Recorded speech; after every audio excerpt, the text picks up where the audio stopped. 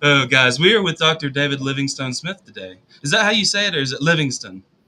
Livingston, David Livingston Smith. All right, guys. Well, um, I want you. Real quick, Thomas, Would you you sure you rather? added him? You sure you added him to the scene? I don't see him in the Let's scene. see. Make sure. Make sure. Oh, There we did that go. do it? Okay. There I Okay. am. There we There go. we go. There we go. All right. Let me move my camera Uh, here. would you rather me introduce you, or would you rather introduce yourself? Hey, I don't care. Whatever Okay, you. I'm gonna read. I'm gonna read a little bit about you to the audience here. Okay. So David is a philosopher, author, and professor at New England University. Is that right? University of New England. University of New England. He's known for his work in the fields of philosophy, psychology, cognitive science, all kinds of those fields within cognitive science. He has written extensively on these topics related to dehumanization, evolution, and even things like the philosophy of mind. Um, One of his most notable books, I would say, is Less Than Human: Why We Demean, Enslave, and Exterminate Others, in which he explores the psychological and philosophical aspects of dehumanization itself. The book delves into historical and contemporary examples of dehumanization and the impact it has had on human societies.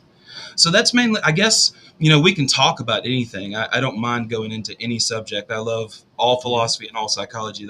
We're both kind of nerdy about psychology. So, Okay. um, yeah, I guess the best thing. Let me go plug your books here, because you've got 2011, Less Than Human, the one that I just mentioned. Then you've got on Inhumanity, which is dehumanization and how to resist it. That was 2020, right? Yep. Yep. And then you have The Uncanny Power of Dehumanization, which Well, was the first part is making monsters. The uncanny Making power Monsters. I see that now. of Okay, yeah, Making dehumanization. Yeah. Monsters, The Uncanny Power of Dehumanization. That was 2021. So, guys, please go to Amazon, buy the books. I have not read any of them. I'm so sorry I didn't have time to. It's been the holiday season, or I would have probably read your. I don't know which one I would have chosen, but I would have The had best to. one to start with is On Inhumanity. Okay. Why? Most user Why is that one the best one to start with? Well, I wrote it for a very general audience. So it's short chapters. Each chapter is the length of, say, a blog essay. Yeah. So you can pick it up, put it down easy.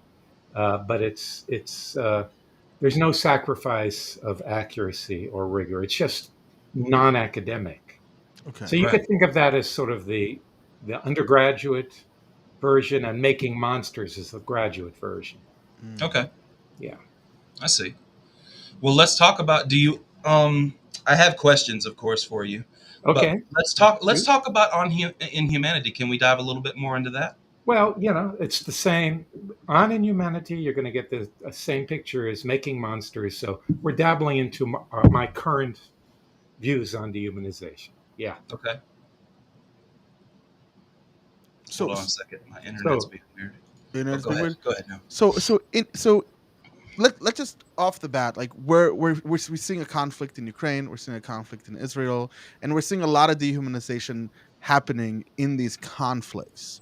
yeah. Um, what is like the major thing that you see how dehumanization happens in war? Because that would be different than the way dehumanization happens when we look at, for example, homeless people walking down New York City, Well, I right? think we have to start with something more basic, which is Okay. what is dehumanization?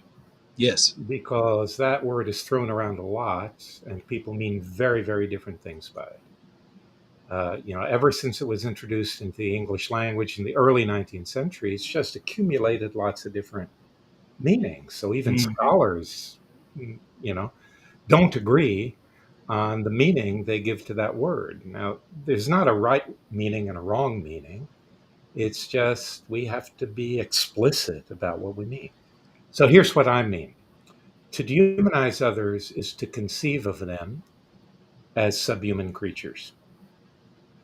So it's dehumanization, something that happens in your head. It's a psychological process, but you can't really understand it outside of the social and political context. In other words, Mm.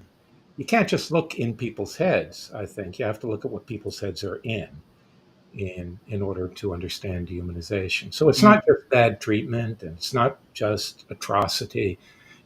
It's not just using slurs. It's a it's a kind of mental state. A mental state. Yeah, it's state of mind. Yeah. So if you look at me, let's say you're a hardcore Nazi, and I'm a Jewish guy, which I am, in fact. Don Don is Jewish, by the way. Okay, yeah, well, we could do it.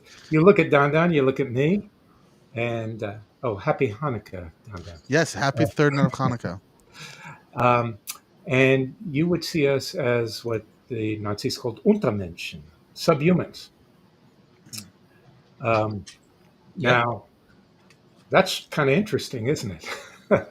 Because well, To you know, create we classes of look like humans. human beings, but Yep. but you would think of us as less than human creatures, dangerous less than human creatures, and we find that process in war. We find it in the Hamas war, Yes, on both sides, by the way, of course. and in the Ukraine war as well.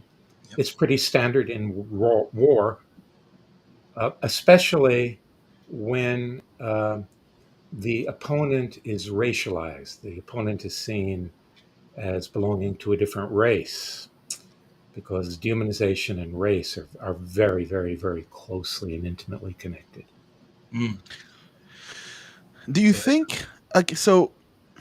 This creating so does human dehumanization always have to do with subhuman, like less than, or could it just be like other as opposed to less than? No, I think other is too broad Okay. for my taste. So I think it's really important to make distinctions, clear distinctions, because there's a lot of bad stuff, right? There's dehumanization, there's sexism, there's misogyny, there's ableism, there's transphobia. We could go on and on. Oh yeah. And I think it's really important not to lump these things together, because if we want to intervene, that is, if we want to constrain or eliminate any of these things, we need to pop the hood and look at how it works. And there, making clear distinctions is really important. So othering is a very broad, very general Yeah. notion. So, you know, xenophobia is othering, Okay. Yeah.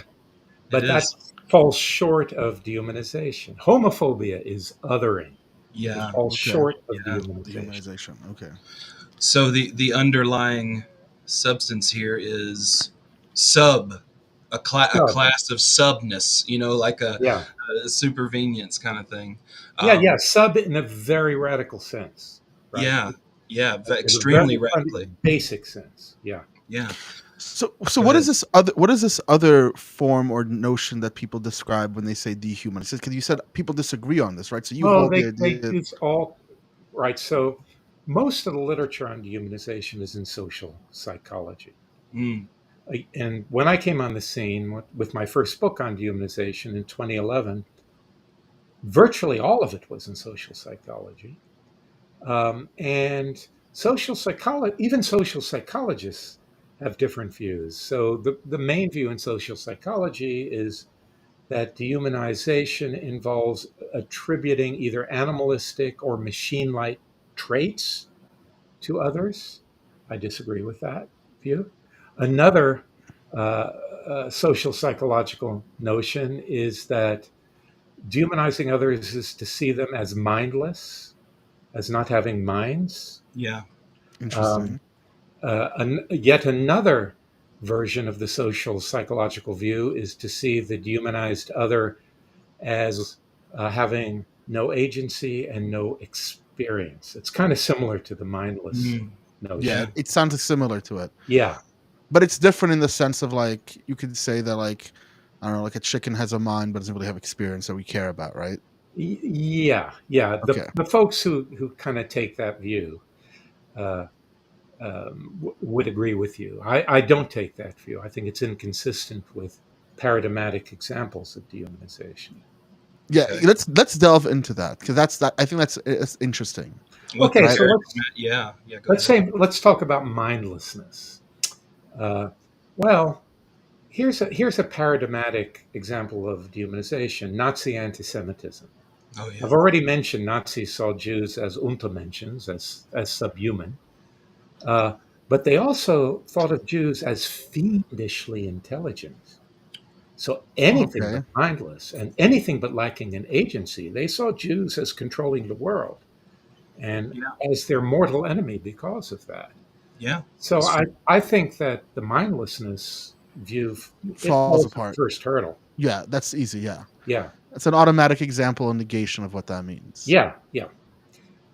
The other view, the attribution of animalistic or machine-like traits, this is a little bit more complicated, but I don't think that is what happens when we see others as human or subhuman. I think that what happens is not that we attribute traits to them, but rather that we attribute a kind of essence to them. Mm.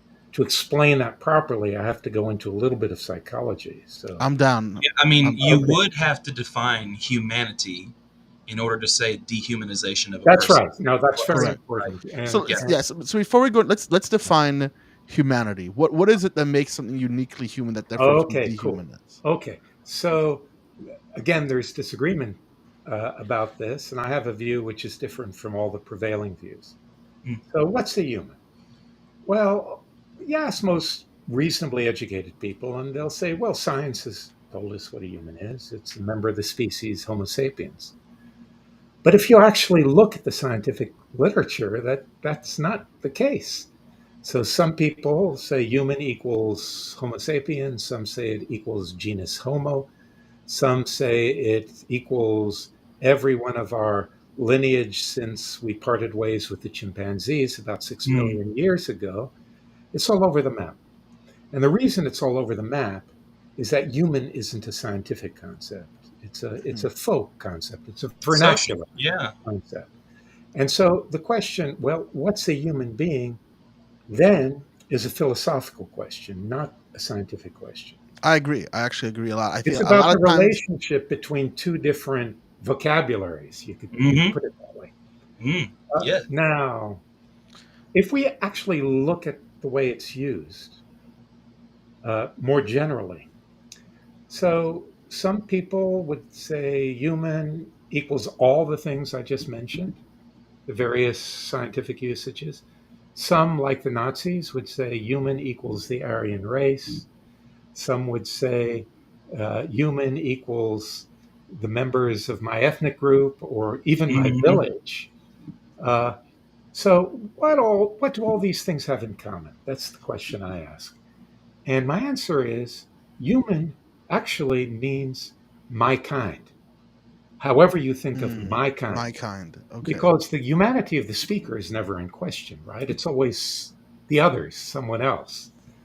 So human equals my kind. Therefore, when we dehumanize others, part of the story is they are not my kind.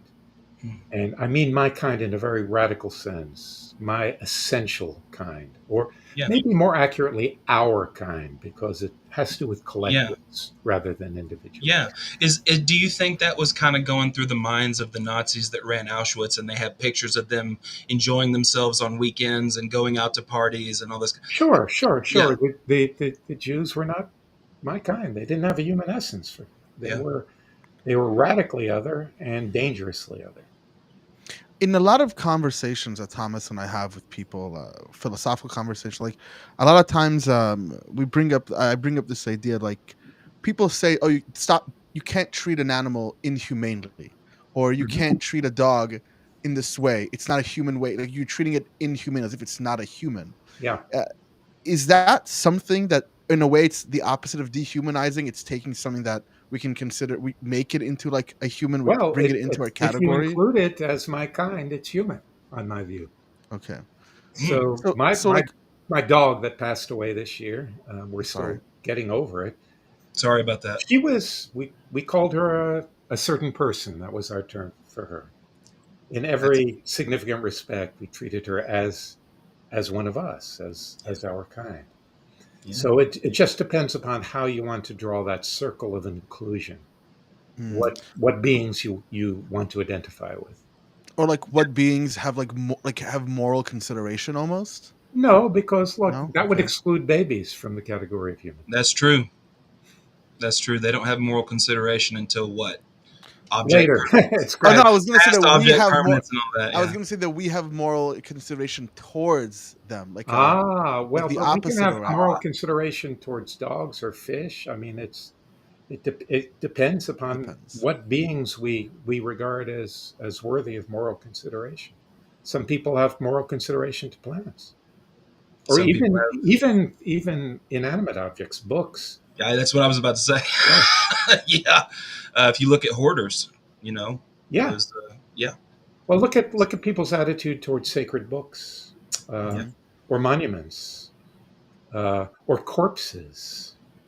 I mean, Hmm. these are all things that many people have morally consider are seen as morally considerable. So that's a very fluctuating category.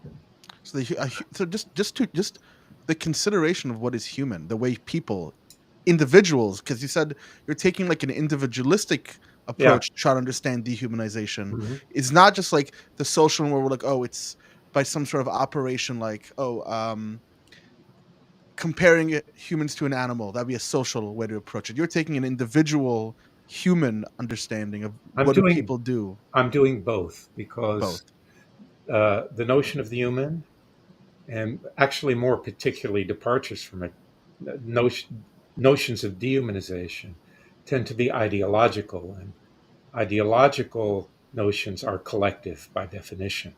Yeah, Okay. socially constructed. Yeah. Yes, so we're born into a culture at a certain time in a certain Hmm. place, and that to a great extent calls the shots of how we see the world Yeah. socially.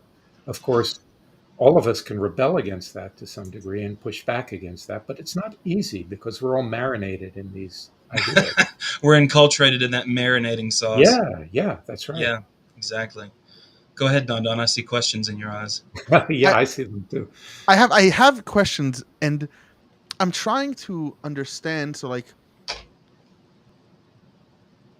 what is the experience of someone who dehumanizes? Like, not just like, oh, I think of them as less, like the way the Nazis thought of the Jews, or the Yeah. way the Japanese thought of non-Japanese during World War II, or whatever it might have been. Yeah. But Mhm. like, for the person who's going through it, is like, do you think that there's cognitive dissonance? Like, what is happening? Not just from like an Yes, yes. operation, Yeah. but like a philosophy of mind way to explain it. Yeah, yeah, yeah, yeah. So this is really crucial to my take on dehumanization. And there is cognitive dissonance in my view, and that makes it worse. Okay. Hmm. So give me a few minutes and I'll try and set this out. Uh, I'll make, as my grandmother used to say, a long story bearable. Take your time. Take your time. Yeah. Okay. Take your Right. time. So here's something about our species, and this is totally non controversial. Um, we are what biologists call an ultra social species. We're extremely, extremely social. I mean, just look what we're doing here. I mean, we're talking as though we know one another. We're not tempted to rip each other's throats out. At least I hope.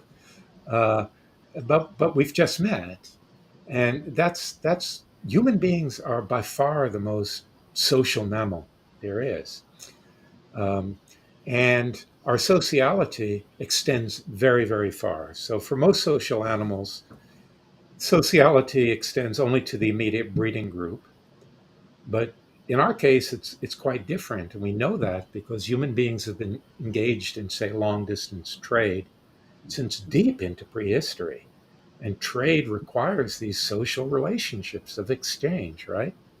Yeah. Right. So that's just a fact. And here's a fact about any social animal. Social animals have to have powerful inhibitions against lethal violence against community members for obvious reasons, right? Again, if you're killing each other, you can't maintain a cooperative social existence.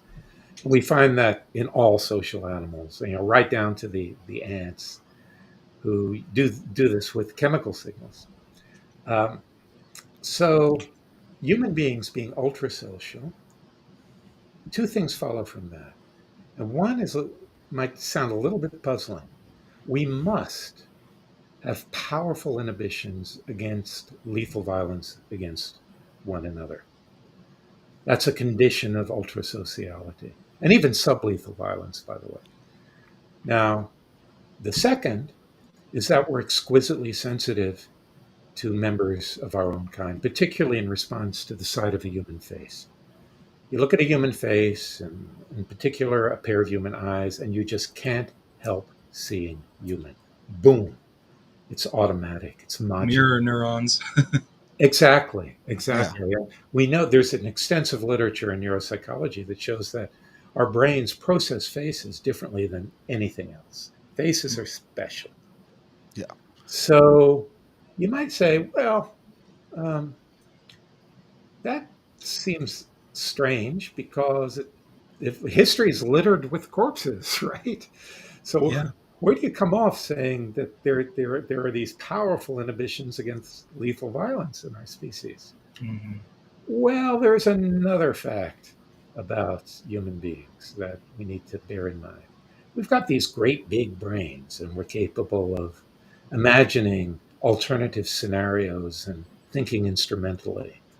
And we're capable of recognizing, it really might be beneficial if we wiped out those people on the other side of the hill. We could steal their stuff, we could enslave them, and so on and so forth. Hmm. Now, okay, now this is all window dressing here. Yeah. So, a final important feature about our species, and this is an essential feature of human culture. Philosophers call it the division of cognitive labor. We have experts. Experts I define as people who are supposed to know. They might not really know, but they're supposed to know. and we defer to them, and it's entirely reasonable to defer to them.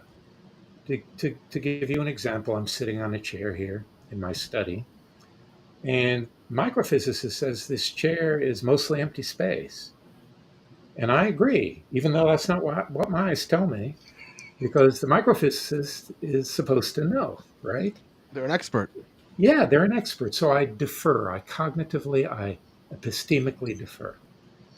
Okay, now, this sets up a very interesting tension.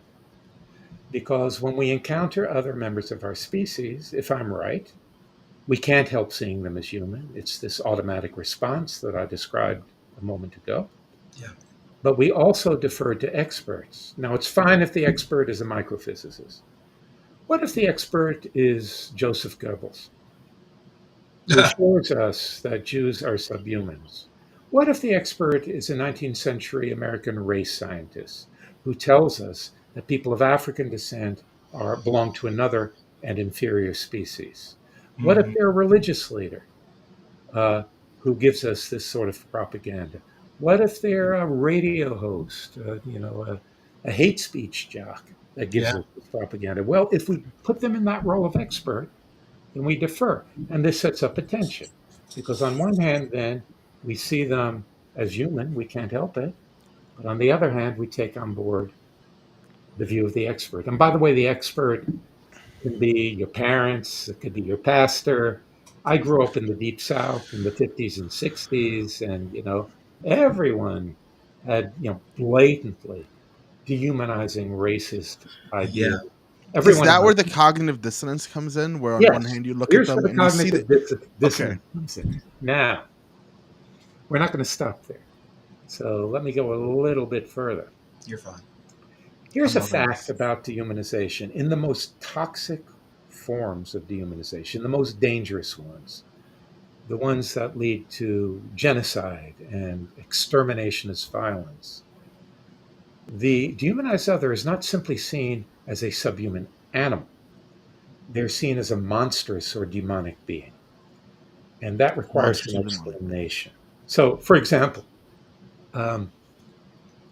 shortly after October 7th, Benjamin Netanyahu said it was unclear if he was referring to Palestinians generally or to Hamas in particular. We're dealing with bloodthirsty monsters. Uh-huh. Not wild animals or not people who do evil things, bloodthirsty monsters. Yeah, like Trump calling people vermin. Exactly. Yes. Yeah. Yes. And so there's so many examples of this. In my book, Making Monsters, have a whole chapter on the history of anti-Semitism, where we see how these ideas took shape in the Middle Ages and their remarkable persistence. I also talk a lot about the view of black men after the Civil War as monstrous beings. Yeah. It's very, very common Super predators, situations as where Clinton said. extreme acts of violence are perpetrated, like lynching, which is something I study a lot. Yeah. Now, what's a monster? Well, believe it or not, there's a mini academic discipline called monster theory. And there is one contributor to that literature who's influenced me a lot. He's a philosopher named Noel Carroll. We He wrote spoke to Noel Carroll, actually. Oh, really? Oh, Yes, we Alpha. did. Remember we about a horror and stuff like that. Yeah, Yes. yeah. Yes. Yeah, Yes. we spoke to him. Philosophy of horror is like Amazing. it's an One of the best amazing book. conversations we've had. It's Yeah. most philosophy books, let's be honest, are pretty boring. Yeah. And It's like philosophy trying of to horror get is- through Prolegomena in my undergrad Oh, was a please, horrific yeah, task. no. I wouldn't wish it on my enemies. But philosophy of horror, Noel Carroll's book is just wonderful. Wonderful, yeah. Now, Carroll gives us a really interesting analysis. I change his terminology a little bit. I'm going to use my terminology here. A monster has to have two characteristics. One is they have to be physically threatening. Like monsters aren't nice. They want to kill you. They want to do damage to you. But that doesn't separate monsters from lots of other kind of dangerous beings like grizzly bears and rattlesnakes and serial killers and so on. Monsters have to also be what I call metaphysically threatening. Metaphysically threatening. Yeah. As in like axiomatically threatening? No. So here's the idea. So we all have this view of the natural order. And that natural order consists of various kinds of things like biological species and so on. And the picture is kind of there are these sharply bounded kinds of things, and they're mutually exclusive for reasons I can get into later. That comes back to essentialism. Sure. I don't want to complicate this bit of the conversation. Okay. Right. So they're mutually exclusive. But if monsters combine these mutually exclusive kinds of things, so that's what makes them unnatural and disturbing. Okay. Right. So here's a great example. This is actually Carroll's example that I use a lot. Think of zombies in horror movies. They're dead and alive at the same time. They're decaying corpses, but they're walking around. They have metabolisms. They're trying to eat your brains and so on. They're not. Yeah, go on. I think their conception is contradictory. They're undead. Exactly. They're impossible beings. Oh, They're okay. contradictory beings. And it's contradictory beings that are metaphysically threatening. They're disturbing in a unique way, which has often been called uncanniness. So let's think of another example from horror. This example actually I use a lot because there's a film. Well, let me start the sentence differently. Werewolves. Werewolves are wolves and humans. And they're not like part wolf and part human. They're all wolf and all human, just like zombies are all dead and all alive. Imagine this. This might bring it home. Whatever room you're in, imagine you look over at the door and you see a hand, just a hand, crawling across the floor like a fleshy spider. That would be really, really disturbing. Yes. Now, why? I mean, just a hand, man. You could stomp on it. You could kick it away. That's not what makes it disturbing. What makes it disturbing is that hands and spiders are two different things. Hands aren't supposed to crawl. Okay, now if you get that idea, and if you get the idea, one further idea, that dehumanized people, and again, this is linked with race. Maybe we can come back to that. Are generally regarded as dangerous, as criminal, as murderers, as rapists. We see this in all the standard examples. Mm-hmm. Think of the cognitive dissonance then, not discipline, dissonance. I see you as human and I see you as subhuman, both at the same time, and I see you as dangerous. That turns you into a monster. Mm. Hmm. And the tragedy of this is dehumanized people are often the most vulnerable, the most marginalized people in the population. But this effect, this monsterization effect, causes them to be seen in the eyes of their persecutors as embodiments of evil, extremely formidable, extremely powerful. Mm. And of course, when you see others as monsters, then there aren't any rules. You Yeah, you destroy got the to kill or monster. be killed. Yeah, Yeah, yeah. yeah. They're an existential threat. They're unnatural. They're evil. Monsters don't Whatever have it the takes. essence of humanity. Exactly. Yes. Exactly. They're metaphysically contradictory. They are. Yes. They You got it. You so, got it. so You got they it. pose not just like they don't even need to pose a physical threat. They literally pose a conceptual threat to the way we They understand humans that's right. because our conception of them is so contradictory from their essence that the only way to deal with it is to dehumanize them cognitively. Is that where this is No, going? no, this is actually a consequence of the dehumanization. So first we see Okay, them as animals, but then we see them as animals and humans simultaneously. That transforms them into monsters. hmm, Uh, So it's like there's a primary and a secondary um, phase yeah. okay. of at least this kind of dehumanization. Now, seeing Ah, them as physically dangerous is important for this kind of dehumanization, but there are other kinds of dehumanization where the physical threat is absent. well, what do you call that that first type of dehumanization that we just I call it discussed? demonizing dehumanization. Demonizing humanization, where we Yeah, first see them as the animal, whether it be because you that's right. saw it in the news or your pastor told it to you Yeah, or an authority figure, and then you see the person, and yeah. you also realize they're a threat. That's demonization, And dehumanizing. there, well, you see them, and you respond to them as a human being Hmm. and a threat. So it starts with a threatening human being, right? Yeah. So think of Trump's famous remarks about Mexicans. Mexico's Yeah. not sending their They're, best yeah, they're murderers and sending their rapists, rapists and murders. Yeah, dangerous human beings. A bit Yep. later, he referred to them. I quote: "They're not humans; they're animals," and Hmm. that sets up that dissonance, that okay, tension, which transforms them into monsters. got it.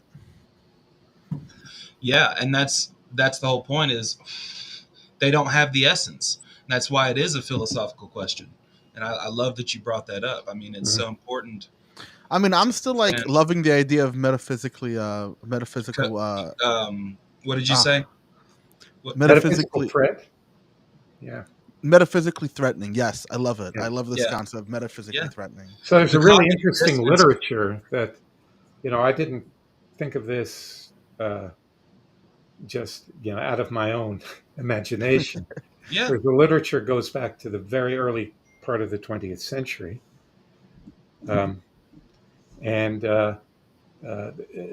actually the pioneering paper was by a man named Ernst Jentsch, a German psychiatrist, called "The Psychology of the Uncanny." Mm, And, the German term is unheimlich, which uncanny doesn't quite do it justice. It's kind of creepy, Okay. disturbing, eerie. And what Jentsch argued is we get creeped out by things if a our mind disturbing synchronicity kind of thing. yeah if our minds are pulled in two directions at once and we can't settle. Is that like it could be exemplified by like what people call the uncanny valley when you look at like Yes, yes. So images that of was, CG? 1970. A man named Masahiro Mori, a roboticist, coined the term. Um, uh, well, uncanny valley. Uncanny valley. Of course, uncanny is a translation from the German. Sorry, from the Japanese. The Japanese word is bukimi, which could equally well be translated as creepy.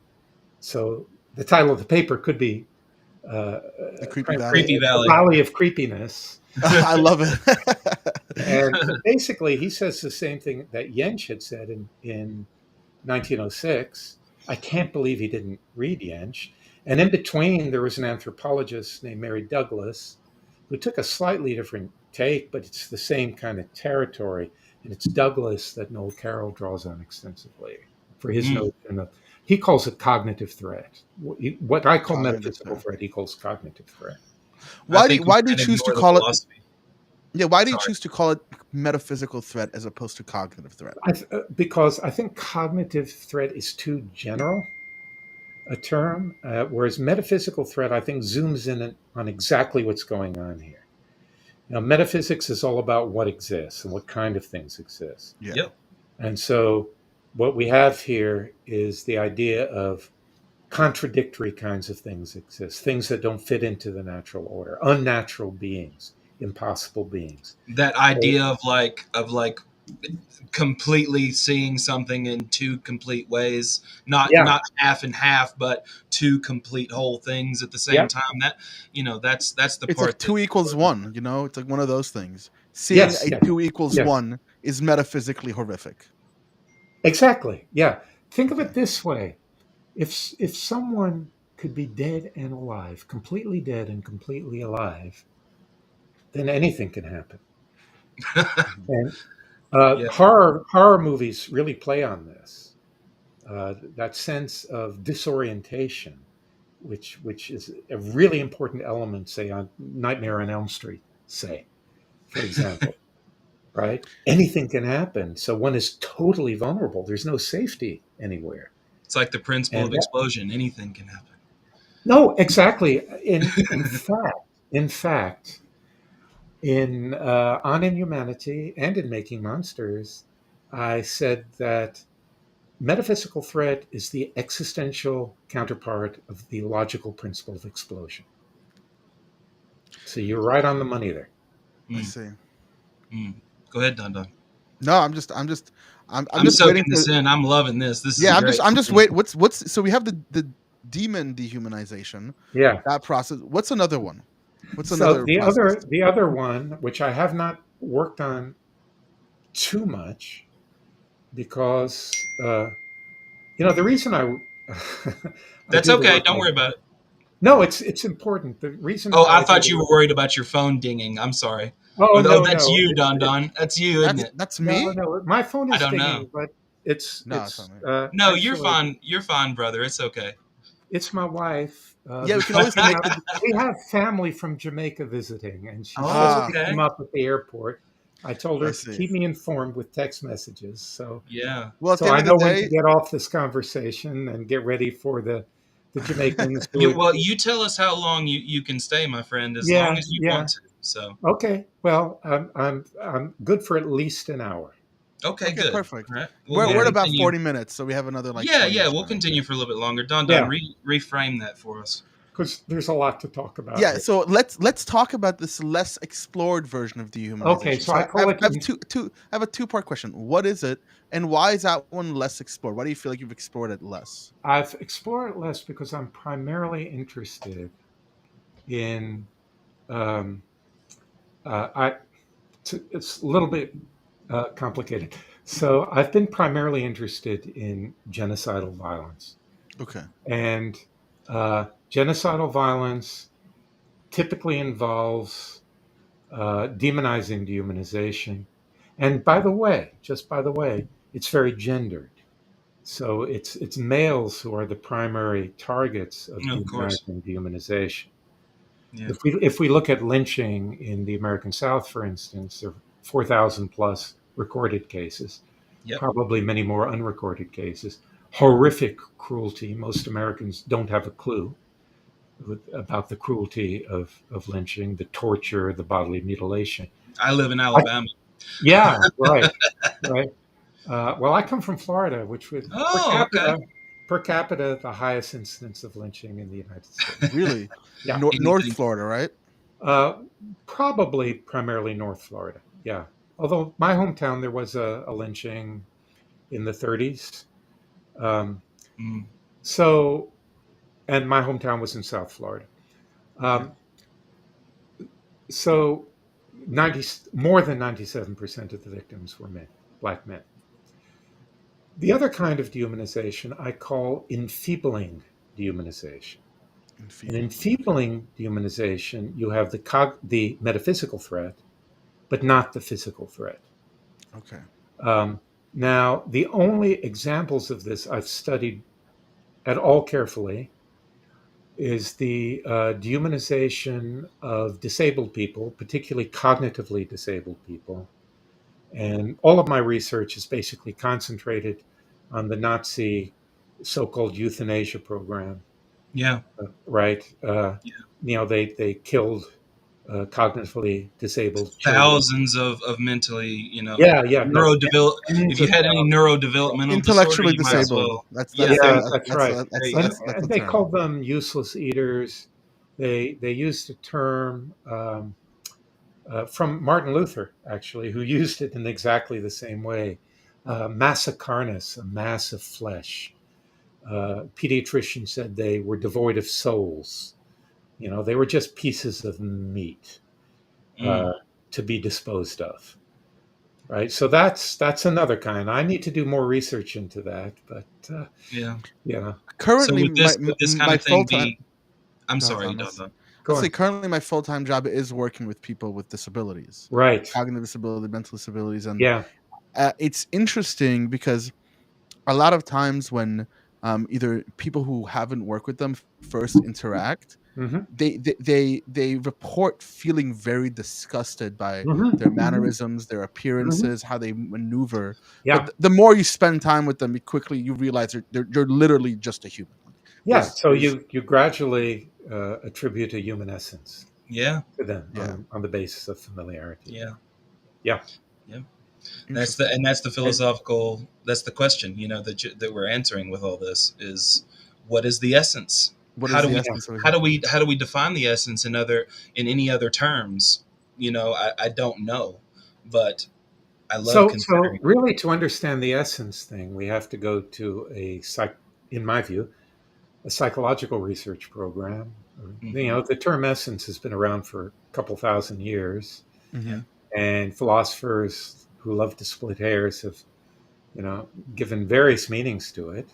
yeah. Um, when I talk about essences, I'm referring to what psychologists call psychological essentialism, and that's the idea. This research program began in 1989 with a paper called Psychological Essentialism, and it's been very robust. There's been a lot of really good work on this, and basically the idea is this: we human beings are disposed to divide the world up into what philosophers call natural kinds, things that are discovered, not invented, that are out there in the world, whether we classify them or not: oxygen, hydrogen, biological species, and so on. Right, that's the first bit. But the second bit is that we're inclined to think that what makes any individual belong to one of these kinds is not how it looks. The appearance of a thing is merely symptomatic. It's what it is, in some sense, on the inside. And Mm. that on the insideness is what they call the essence. Now, The psychological essentials. Yeah. yes, that's right. So this is psychological essentials. So what makes a dog is not that it has four legs and goes woof woof. Right. It's got this inner dogginess, right? Yeah. And Right. I Yeah. mean, they this is think, like the Psych 101. You take an elephant, cut off its ears, it's still an elephant. But if it yeah, was yes, small that's and was right. pink and had That's no right. legs, would it That's be an right. elephant? Yeah. Now, this way of thinking comes very naturally to us. And it also allows, and this is super important for understanding dehumanization, that the appearance of a thing can belie its essence. It can be misleading. Because, just as you can have, say, um, a, um, a virus that is asymptomatic, Hmm. right? You Yeah. could have an essence that doesn't express itself in the typical, As visual sickness. observable characteristics. This thing called sickness that is another Mm, essence. I Yeah. Yes, see. that's I right. see. I see what you're saying. So why is that important? Well, let's go back to where we began. Let's say you're Nazis, or you're a Nazi, Thomas. Okay. Dandan and I are Jews, Wow. and you see us as subhumans, but hey, we're indistinguishable visually from anyone you'd regard as a human. You know, I before I got old, I'm 70 now, but before I got old, I was 6'4". I had blonde hair. I've got blue eyes. I don't have any kind of a, a Semitic appearance. You might consider me a member of the master race Yeah. if you didn't know that I was a Jew. But knowing I'm a Jew, I am a subhuman. So here's what's going on. You're attributing to me the essence of a subhuman creature despite my appearance. So I'm sort of a counterfeit human being. Just like a counterfeit $20 bill, if it's a good counterfeit, looks just like a real one, but it's Right. not a real one. So I look just like a human being, but I'm not a real human being. Now, this way of thinking comes very, very naturally to us. Let me give you two examples. Let's push the rewind button on time and go back to the year 1215. That's when the Roman Catholic Church decided that the sacramental host, the biscuit, the cracker that Yeah. you use at communion, Transubstantiates. Yeah. yes, Transubstantiation. Yeah. that's when became official that this was literally the body of Christ, not metaphorically, Literally. literally. Now you might think, well, yeah, but that doesn't look like a first century Palestinian Jew, now does it? It looks like a cracker. But that didn't stop people. Why? Because they could say, well, it merely appeared to be a cracker, but its essence is the body of Christ. Essence. As incidentally, that move on the part of the church led to persecutions of Jews who were accused of stealing the hosts and torturing them as a way of murdering Christ all over again. Yeah, and they still Uh, have that grudge about Jews killing Jesus. Oh yeah. Well, It's I coming think Thomas back, is too. It's coming back it's an hardcore. earlier conversation from today. Yeah. No, I'm very worried about the resurgence of anti-Semitism. Yeah. Right? Yeah, of course. Anyway, so how could people think that? Well, they're psychological essentialists. That's how they could think it. Now let's think of something closer to home. You're watching a horror movie. It's about a vampire. The vampire looks like a human being. But we know on the inside, the vampire is something different, right? The vampire is not a human being. We have no trouble with that. It doesn't puzzle us in the least. Why? Because we are natural essentialists, right? I see. Even though psychological essentialism is totally inconsistent with science, right? It's Really? completely that. It's not a scientific picture. It's a pre-Darwinian notion, Okay. but it's so built into our way of thinking about things. Is this the type of dehumanization that trans folks face? Yeah. Because Well, on the right. outside, they present as one gender, Yes. but So essentially people feel that No, inside it's like a lie and exactly therefore right. it's So disgusting. Okay. transphobia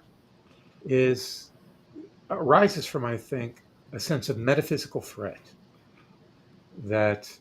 And so this is going to happen in societies where there are rigid distinctions between the genders, Mm-hmm. right? So the genders are treated as essentialized natural kinds.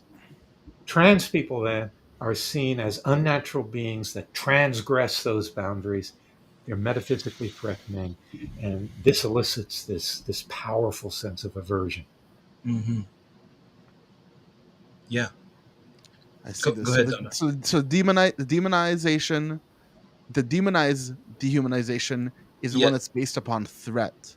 And the Yes. Yeah, other one, physical threat as well as metaphysical threat, Yeah. and this one is metaphysical threat without with necessarily Yeah, physical. because the transgenderism is the being attacked. essentialization is the problem. It's like the metaphysical threat is in conflict with the essential nature of what That's this right, because appearance is. Okay. the essence is supposed to be unique to a kind, right? Mhm. So if you essentialize genders, all males have a male essence, all females have a female essence, but trans people elicit this contradictory response from people who essentialize in that kind of way. Mm. Male essence and female essence. That's like the crawling hand, right? That's like the zombie. that Yeah, it's elicits a natural. disturbing sense of aversion. Yeah, and I see how that. Wow, that's really interesting to think about the way that you That is frame super interesting to think about. that. I enjoyed that. So, like, could you call it an essence threat? Could I also call it that? Yeah, you could. Okay. I do Essence understand what you threatening, mean yeah. by metaphysical, and I think that's the more proper way to do it. But Mhm. I just want to solidify it in my Yeah, mind. no, Hopefully, that works. Yeah. hopefully, our viewers can learn a little bit more I about mean, it. essence is a metaphysical notion, so Yeah, it Yeah. it's is. just Yeah. a slightly different way of expressing the same idea. So with There's a, all this work, have you how do how do people overcome, or what is the ways that you find people actually exit this type of dehumanization, or is that something you've even like looked at? Well, this is really hard. Um, um, in the really dangerous, the most dangerous kinds of dehumanization, um, we can take. Let's take two examples. In Europe, uh, dehumanization of Jews, and in the United States, the dehumanization of people of African descent. I say African descent because I don't believe in race. I'm a race skeptic. yeah, I'm a Uh, race skeptic as well. I we're think with you. race, We're and with in you. fact, I'm not merely a skeptic. I think the whole idea of race has I nothing think to do I with think for in its evil biology it has no meaning. and Race it's only exists destructive. insofar as it's a social construct that people just believe and But act by. yeah, So well, let's say racial categories exist. It, it gets tricky when we say race exists because it sounds like we're attributing a property to people. Yeah, mhm. I would like to say, yeah, a lot of people believe in race and they act on those beliefs. But I think those beliefs are just essentially violent. I mean, it's race has always been a tool for legitimating oppression and violence and just awful, awful things. And if you ask yourself, well, what good has it done and what harm has it done? Put those two on a balance. Well, one really ridiculously outweighs the other. If you think that virtually every genocide in the last 150 years has involved racialization, that's yeah, sufficient. yeah. It's Um, always about the race thing. It is. It's not my kind. You know, my kind's gonna that's go right. away. My kind's gonna go away if I let people into my kind, extra people into my Well, kind. so I call You know. racism actually dehumanization. I call dehumanization racism on steroids. Ah, Uh, Hmm. because when Okay. we racialize people, we demote them in the category of the human. They're lesser humans. And dehumanization takes a step further. They're excluded, they're ejected from the category of the human altogether. So that's why I think of it this way. And racialization of this kind, demonizing, dehumaniz rather, let me start that sentence again. I'm getting ahead of myself. Demonizing dehumanization is very typically preceded by the racialization of the group that becomes dehumanized. okay, okay. So there's a continuum there. So how do we deal with that? Well, unfortunately, in these two cases, the dehumanizing attitudes towards Jews and towards people of African descent in the United States is so cemented into the foundations of European and American culture um, Yeah. that it's very easily reawakened. Mm. Um, Hmm. and uh, so, in situations of crisis, where people feel vulnerable, where they feel helpless, an economic downturn or a war, uh, these things very readily, like zombies, they come back to life. Sure. Hmm. They're reawakened, um, and it's not clear to me how to make those things go away. Oh I, yeah, I that's think the question, right? I What's think the cure? I think our focus needs to be on protections, trying to Mm. constrain these things and trying to prevent them from being reawakened because they're sitting there like dry kindling, waiting for a match to catch on fire. So I think there are several fronts here. One is educational. So I think it should be a part of everyone's education to understand uh, two things. One of which I haven't talked about actually. One is the essentialistic bias, the cognitive bias towards essentialism. Yeah. Um, so we can keep track of it. We're all vulnerable to that. There's no Yeah. vaccine, right? So, Hmm. Yeah. so we need to be vigilant. The other, which is also extremely important for dehumanization, is hierarchical thinking. The idea that there are Hmm. higher and lower beings. Yep. So those two things, which are More both evolved, less evolved type of thinking. exactly, those are totally both inconsistent with our best science, That's right. but they are very hard to resist. And let's call it education in human nature, which is different from, what you're going to learn in Psych STEM. 101, right? Yeah. Yeah. This is what we need to monitor ourselves. We also need proper historical education. I think so. And I teach a course on race and racism. I taught it this semester, and my students, I teach in a small liberal arts uh, university. So you think these are, fairly well educated students, but they have no idea of the horrific history. Oh yeah. Well, most people don't. They Most people don't, don't even know what happened. particularly Americans, right? What was Because it? Was it Tulsa where they basically? yeah, yeah, yeah, Yeah. yeah. Yeah. They They- even they- they dropped bombs out of airplanes yeah. on the black neighborhood. Nobody knows that happened. There were many what were called spectacle lynchings, attended public events that were attended by sometimes 20 or 20,000 people. The media was Yeah. present. The victim was tortured, sometimes made to eat their own body parts. They're horrific things. Ah. So we need to emulate the Germans here and educate people in real history and get over this stupid American exceptionalism business. And the Yeah. reason for that is education in real history has the power to inculcate an attitude of humility. We did this. We did this. That means we're capable of doing it. Maybe we'll do it again. Maybe we're doing it now and we don't know it. You see, so these are important things, but also we need to support social institutions that offer some protection, freedom of speech, an independent judiciary, a free press, things of this nature. Now, all those things can be subverted. Hitler complained about being silenced, Yeah. He did. being canceled by, there Yeah. were posters of Hitler with the Nazis made in the Mhm. early days with tape over his mouth. It's oddly contemporary, but these offer some protections. I think there are two things that are super important, more important than any of those things, and they're related. So bear with me a second. Okay. Dehumanization is typically a response to propaganda. It's people in positions of power and authority who want us to do terrible things to others.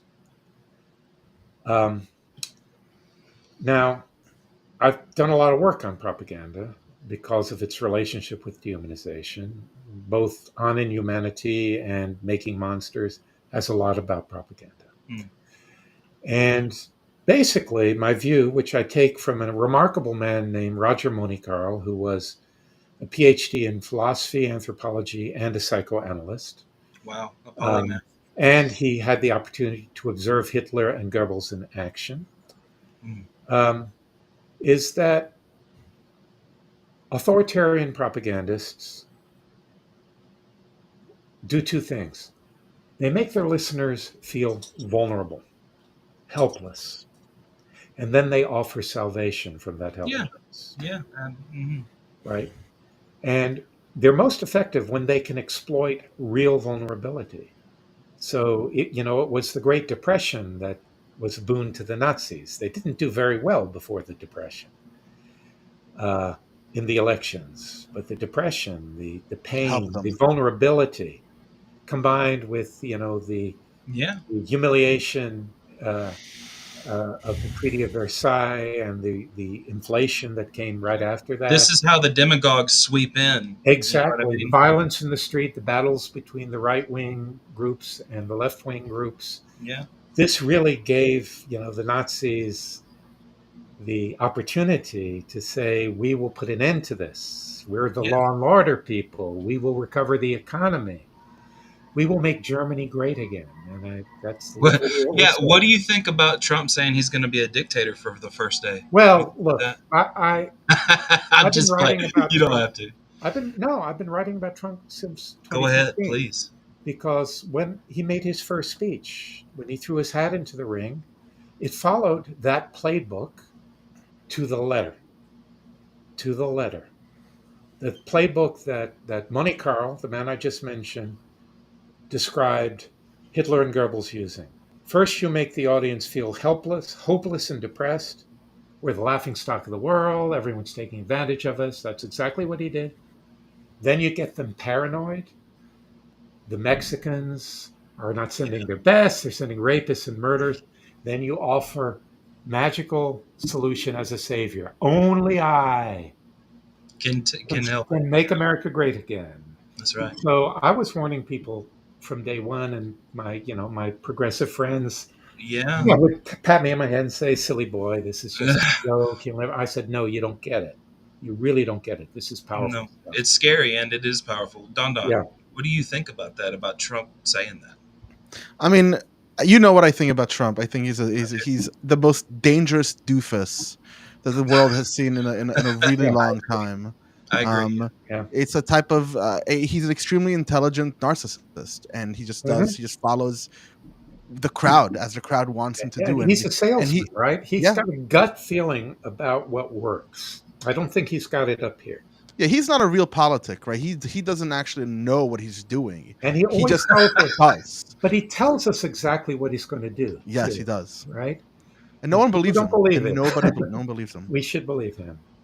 So anyway, this works best when there's real vulnerability to exploit. And what that implies is if we want to protect ourselves from dehumanization, we need a society with proper safety nets. People need to have jobs. They need to have enough to eat. They need to have health care, Yes. right? We need to attend to people so they Basic needs. don't Yes. feel endangered in a way that Yes. authoritarian politicians can exploit. I believe it is good to help the weakest among us. I think that's Yes. yeah. No, Yeah, it's not only morally good, but it's prudentially good, right? It Yes. protects us from Yes. from the the evils. Hitlers of the We are world. We stronger overall if we focus on increasing the weak people's place in society and Yeah, less hierarchical thinking. And right. I also want to throw in one thing, and just random. I think psychology should be taught in high school. Absolutely. And proper 100%. history should be taught in high school Yeah, too. Yeah, proper history. I find it really absurd that psych is not taught in high school. We learn biology, but you don't Yeah, learn about your mind as a part of that biological yeah, yeah, entity. yeah. We are at the hour mark, and I just want yeah. to, We don't want to keep you too we don't long, want to keep David. it for too Yeah. long. So if you ever I have can to, give you like 10 minutes if you want. Okay, okay. cool. One of the things that's been on my mind is twofold. One of them has been that while we are talking about these fascistic playbooks that people are Trump has done Yeah, after October 7th, in Israel, even though Bibi talks about the monsters, his approval ratings are in the tank, of course. right? There's Yeah, but it seems to not be working. yeah, Calling the monsters, his approval are still in the tanks, yeah. and at the same time, even though Israelis as a whole are not approving of this monster narrative that he's pushing, in the United States and the rest of the world, we're seeing this type of dehumanization happening to Jews who have nothing to do with the state of Israel. Exactly. Yeah. Can you give the audience an insight about what is happening here? Why is it failing for Bibi, and at the same time we are seeing a lot of why is it what's happening basically like in Well, that uh, because I'm not an expert on this, and I don't like yeah to bullshit about things I really don't know about. So take this with a grain of salt. yeah Okay. But there is very considerable opposition. Israel is a really divided country, yes. uh, politically and ideologically, and so on. And there's They very haven't formed a considerable government for 3 years up until this point. opposition to the occupation, um, and there's very considerable opposition to the construction of Palestinians as essentially other. So we got this division, and in Israel. Um, in the United States, however, there are certain elements outside of Israel that are very, very keen Yeah. to racialize Jews. Christian nationalists. Yes, and this hasn't gone away. It's been latent. It's just been socially unacceptable to say out loud for the most part. But now that, Twitter is taking, or what used to the artist formerly known as Twitter, is taking the stops out, Yeah. right? And the anti-Semites are coming out of the woodwork, and they have some plausible deniability here. And you see the racialization. It's not the government of Israel, the present government of Israel. It's the Jews. The Jews. That's dangerous. Remember, dehumanization is racism on steroids. Yeah. Talk of the No. Jews. Anti-Semitism is racism. A lot of people don't get it. Most of my students have to learn that because they don't learn it in high school. Don's from Israel. Yeah, I grew up in Israel. Yeah. Okay, so you know better than me. No, I struggle to understand the failure, like, because I do recognize how divided the country is. I have some family members who speak very dehumanizing, and I try to call them out right away, and it's usually tied with the religious identity as well in Israel. But Israel is half of it is a secular country. That's right, and that's where there's a lot of friction happening. Yeah, within the country, and what's shocking me that within a secular country like the United States, it's in secular places that we're seeing the anti-Semitism come out of. Yeah, which is what's difficult for me to wrap it around. Like it's so difficult for me to understand it. It's not easy for me to understand either. I think we have to bear in mind it minimally to understand this. We have to assume it's never gone away. It's just been latent. Gone away. It's just been latent. Yeah. Yeah. And this gives an opportunity. It's lighting the dry kindling. And in Europe too, right? My maternal grandparents came to the United States early 20th century. Their families to escape the pogroms in Eastern Europe, and I thank God they're no longer alive, because this would break their hearts. What we see happening now, and I find it really frightening. I wear my Star of David whenever I can, and making a judgment that I'm safe. Yeah. But if I'm traveling abroad, I tuck it under my shirt sometimes. Sometimes it's kind of like going to Europe and putting a Canada sticker on your bags. Instead of an American, Hey, that's a great idea. Isn't that a good idea? Well, we don't want to keep you too much longer. I mean, this has been one of the most fun conversations for me, David. So I really appreciate learning from you.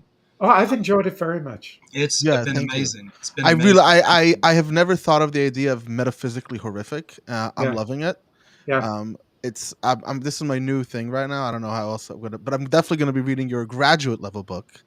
Okay. Well, you can read both of them. Yeah. Well, you taught me something about psychological. The first one, Less Than Human, I was just trying to work things out as I went along. Which one do you recommend I should read after? Start with Inhumanity. Okay. And then go to Making Monsters. That's the best sequence. And then if you want to, you can go back to the first one. There's a lot of historical stuff in there, which you might find interesting. But also, look, if you're interested in this stuff, subscribe to my Substack. Free subscription. There you go.